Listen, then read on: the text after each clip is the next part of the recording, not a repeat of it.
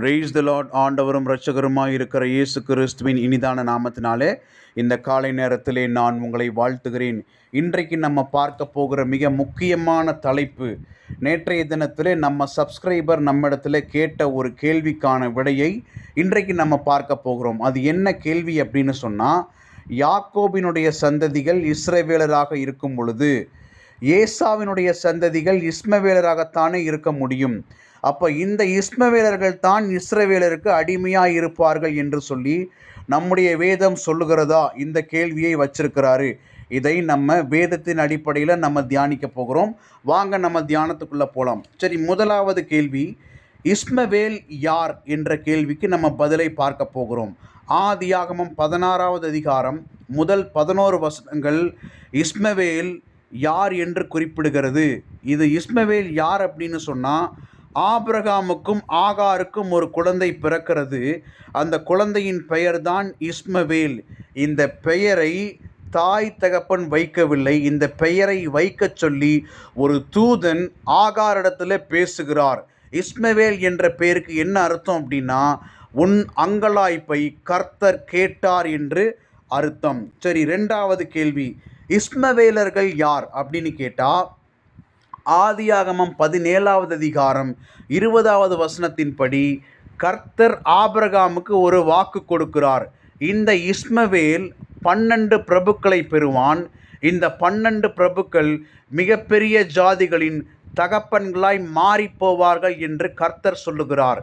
இந்த மிகப்பெரிய ஜாதிதான் இஸ்மவேலர்களாக மாறப்போகிறார்கள் என்று அர்த்தம். அடுத்ததாக மூன்றாவது கேள்வி, யாக்கோபின் மூத்த சகோதரனாகிய ஏசாவுக்கும் இஸ்மவேலருக்கும் ஏதாவது தொடர்பு உள்ளதா? இந்த கேள்விதான் முக்கியம். இந்த கேள்விதான் இந்த தியானத்துக்கான அச்சாரமாக இருக்கிறது.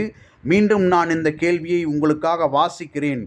யாக்கோபின் மூத்த சகோதரனாகிய ஏசாவுக்கும் இஸ்மவேலருக்கும் ஏதாவது தொடர்பு உள்ளதா? நம்முடைய வேதத்தின்படி தொடர்பு உள்ளது.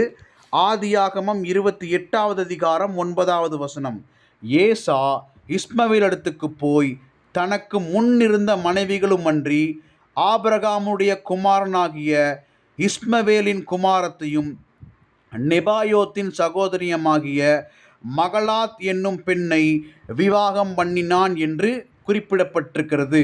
அப்போ ஏசா இஸ்மவேலிடத்திலே பெண் எடுக்கிறான். அப்படின்னு சொல்ல போனால் ஏசாவின் சந்ததிகளும் இஸ்மவேலர்கள் தானே என்று நீங்கள் கேட்கலாம். ஆனால் அது அப்படி அல்ல.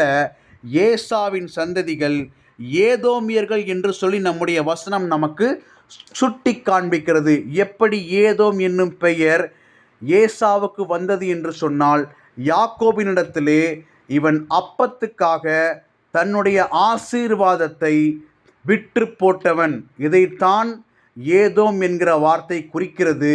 இந்த ஈசா சேயீர் மலை நாட்டையும் அதை சுற்றியுள்ள பகுதிகளையும் தனக்கு வாழ்விடமாக தெரிந்து கொண்டான். ஆனால் இங்கே குறிப்பிடப்பட்டிருக்கிற இஸ்மவேலருக்கும் ஏசாவின் சந்ததிக்கும் எந்த ஒரு சம்பந்தமும் இல்லை. ஆகார் தன்னுடைய பிள்ளையை கூட்டிக் கொண்டு ஒரு பாலைவனமான இடத்துக்கு போகிறாள். அந்த இடத்துல கர்த்தர் அவளை கண்டு அந்த இடத்துல ஒரு நீரூற்றை உண்டு பண்ணி அந்த பாலைவனத்தையும் அதை சுற்றியுள்ள பகுதியையும் இந்த ஆகாருக்கு கர்த்தர் வாழ்விடமாக கொடுக்கிறார்.